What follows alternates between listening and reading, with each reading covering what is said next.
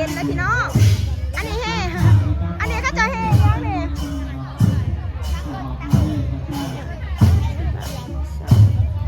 มีสองมีสามนำพี่น้องจกคุณบังไพ่บานเพิ่นบ่มีแบบไม่ยิ่งเฮ็ดขนาดนั้นถ้าเจ้าบ่เฮ็ดเนาะบ้านเนาะมักมีกันนะเนาะแบบต่างกันเนาะต่างแบบนี้เนาะแต่ว่าเต้นเฮเนี่ยคือกันพี่น้องเฮ็ดเป็นโตตลกเนี่ยคือกันแต่บ้าคุณบังไพ่ของกับคุณกระบี่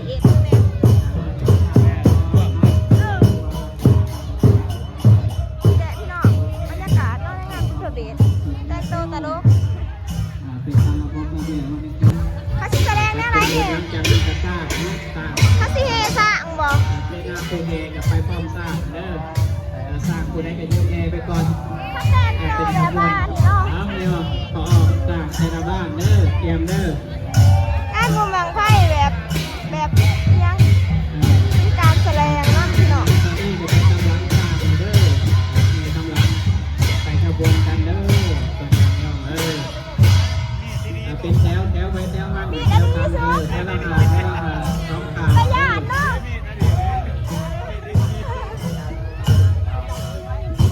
สร้างมาคุณสร้างบ้านให้เองสร้างบ้านนะนำต่อแถวเฮสร้างอันนั้นเขาดูสียังค่ะนั่งครับเห็นได้ไหม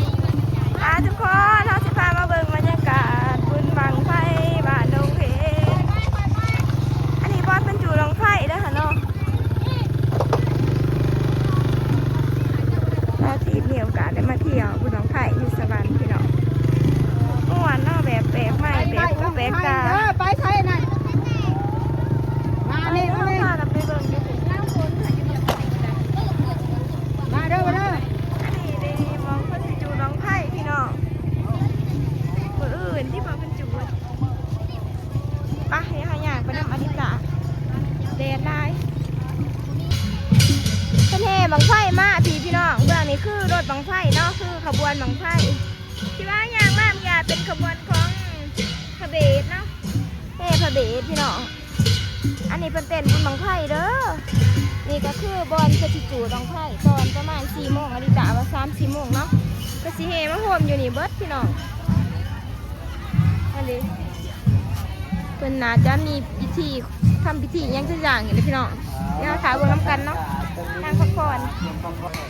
เขาหอนนะพี่น้องเขาอยาก กินเนี่ยหมากอันนี้ก็มีเนาะหมากย่างก่อนนี่อันนี้ตาเคยหมากย่างก่อนมักมันเขาเคยกินยักเถื่อหมากไม่แช่เย็นพี่น้องหน่วยหนึ่งพันโมหนึ่งคนหน้าหลายเนาะเป็นมาแห่กระเบดพี่น้อง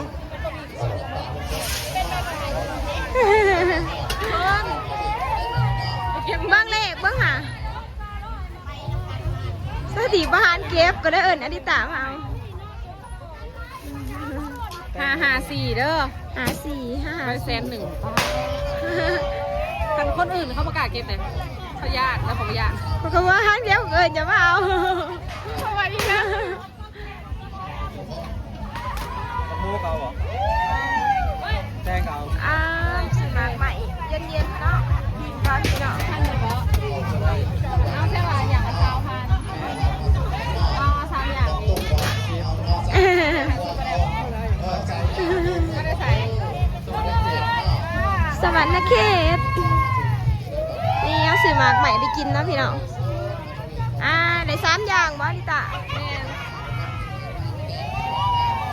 ทุกคนข้าเจ้าก็จะมาขายของเนาะคนร้ายอยู่นี่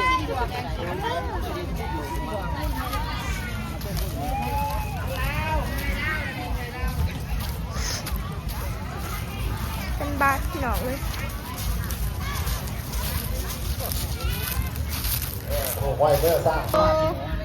โดย ไก่เนาะ แซ่บบ่บะหมี่ อลิตาสมุนยา ทุกคนเขาขอให้พี่ ถ้าใส่ยังสิเราคนไทยบ่ให้หมด โอ้ ละห้าบ่ บังเอิญเจอ FC บาซุกได้นี่นะเราถามว่าบาซุกคนนี้ดีบ่เนี่ยเราหูจักเขาอยู่แต่ว่าเราไม่ได้ติดตามหรอก นี่มันยังไม่ค่อยคุ้นปานใดนะ โดยเฮ้ยเขามือใหม่ แล้วมาจากหมู่บ้าน บอเรามาแต่นครพนมว่าเขาจะเป็นคนลาวไหนไทยเนาะ เขาวิธีเด็กพี่น้อง พี่น้องอยู่ต้องเห็นปะ เขา หนาคือปลาไซนะซุกยิงกันหนาคือปลาไซนะ จุงแคนดูพระเบศมาเอาเงินเนาะ กับซาลีแม่นวะดูว่าสื่อกันหากับซาลีวะ แม่จะบอก หนวดเดากับจิโอกแต่ นุ่มแล้วก็อ๋อ คือพระเบศเนาะคือ ตอนหน่อยเราขยันนะเนี่ย คือภาพคือภาพโดดอยากจะ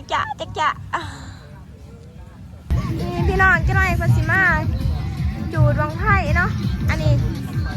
ข้าเจ้ากับสิมายืนอยู่นี่พวกที่ว่าข้าจูดวังไพ่อย่างขนาดพี่น้องยาสิพาเบิ่งนี่เด็กเขากำลังไปจูดเป็นตะยานได้พี่น้องวังไพ่นี่เช้าติดตื่นคนร้ายแห่งพี่น้องเอ้ยจะไปดุดเนาะเขามาจูดวังไพ่อันนี้เขาเจอเห็ดบังไพ่พี่น้องหยาดบังไพ่เนาะบองที่ว่าเขาเจอเกียมสิจูดเอามาจูดเลยพี่น้องที่แต่ใบดุนคือใหญ่เป็นน้ำเนาะคนกันอันนั้นเขากำลังสิเกียมจูดขาเบิ่งเด้อเล็กหน่อยกับว่าจักยานบางเนี่ยเอาพวกเลนมาหันเบิร์ดเล็กน้อยพระเบศก็ออกมาแล้วพระเป็นปนัดเอาเล็กหน่อยเข้าประจักยานเนาะสูบเขาเสียจะได้ให้มึงเลยเขาเสียจะได้ให้พวกเลนมาหันเบิร์ดไปงงเลยเล็กหน่อยได้หลายเข้ามาหยาดนะเขาเลนมาหันเขาสิแดนไปเบิ่งควันมันบ่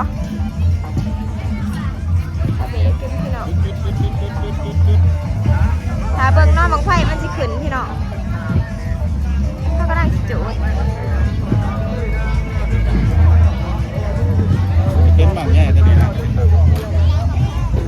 คนร้ายอยู่ดีเนอกบ้านจังอันนี้บังไฟใหญ่เขาก็ไปหุ่มแม่ยังโอ้แล้วเข้าบ้านเนาะเข้าบ้านเงินเฉพาะวันแรกไหนเขาแลนไปเห็นยังสูงหยาดกัน ไม่ได้คือเลยทำไมเขาแหลกไปใส่เขาจะจุดบังไฟ เออ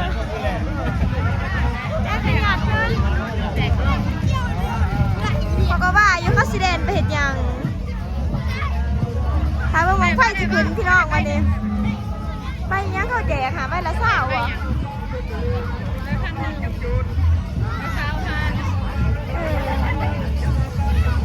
ถามเบิ่งตอนบังไฟสิขึ้นเด้อวันนี้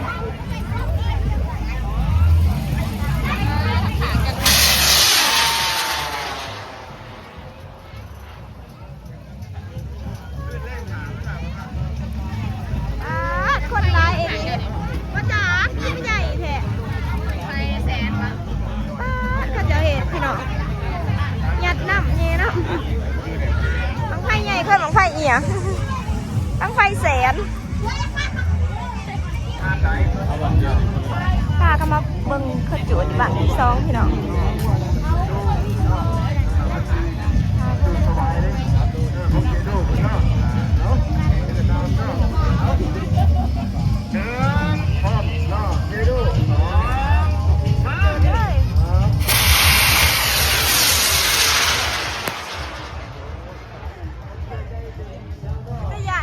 จุดบังใหญ่บังไฟมีแต่บังมักใหญ่ๆพี่น้องซอหน่อยเอ็นข่อยอยู่บ่คุณข่อยมาแต่เสาคุณนี่อันนี้บังไฟเนี่ย สบายดีก็เรื่องบริษัทคลิปของฝ่ายสาวพี่น้องข้าจะเห็นกิน เล่นบ่ เขาเมื่อยกันเนี่ย ไปสิพากันเมื่อก่อนมาให้พระเบนกับบังมาเบิ่งขจูดบังไผ่ดิไปพี่น้องตอนนี้เขาพามาเบิ่งเขาเจ้าจูดบังไผ่เด้อพี่น้อง